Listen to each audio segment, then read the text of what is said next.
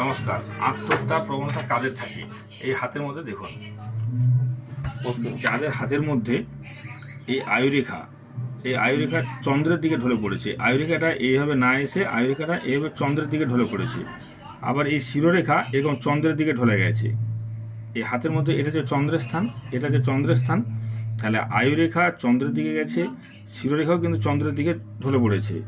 এবং এই আয়ুরেখা এবং এই শিরোরেখা, শিরোরেখার মধ্যে একটা গ্যাপ থাকবে। হ্যাঁ, শিরোরেখার মধ্যে গ্যাপ থাকবে, চন্দ্রের দিকে আয়ুরেখা ঢলে পড়বে এবং এই শিরোরেখাও চন্দ্রের দিকে ঢলে পড়বে। এবং এই আঙুলের যে এই গ্যাপগুলো, এগুলো কিন্তু ফাঁকা ফাঁকা থাকবে, এই গ্যাপগুলো আঙুলে একটু ফাঁকা ফাঁকা থাকবে।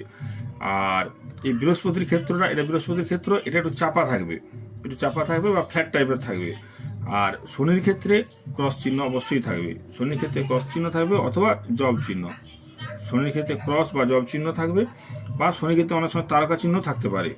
হ্যাঁ, এবং হৃদয় রেখার ক্ষেত্রেও একটা কিছু না কিছু জব চিহ্ন থাকবে। এই সব লোকেদের ক্ষেত্রে আত্মহত্যার প্রবণতা থাকে, বা চন্দ্রের ক্ষেত্রেও অনেক সময় এরকম তারকা চিহ্ন থাকে, তাহলে আত্মহত্যার প্রবণতাদের বেশি হয়। তাহলে কি হবে? আয়ুরেখা চন্দ্রের দিকে ঢলে পড়বে, শিরোরেখাও চন্দ্রের দিকে ঢলে থাকবে, শনির ক্ষেত্রে ক্রস অথবা জব চিহ্ন অথবা স্টার চিহ্ন থাকবে, হৃদয় রেখার মধ্যে একটা জব চিহ্ন থাকবে, এবং শনির ক্ষেত্রে স্টার চিহ্ন থাকবে, বা চন্দ্রের ক্ষেত্রেও স্টার চিহ্ন থাকবে। এই সব ব্যক্তিদের কিন্তু আত্মহত্যা করার প্রবণতা থাকে, বা আত্মহত্যা করে মৃত্যুর সম্ভাবনা থাকে। এবং এই ভাগ্যরেখাটাও কিন্তু অতটা স্পষ্ট থাকে না, অস্পষ্ট, হালকা হালকা হয় ভাগ্যরেখা, স্পষ্ট থাকে না।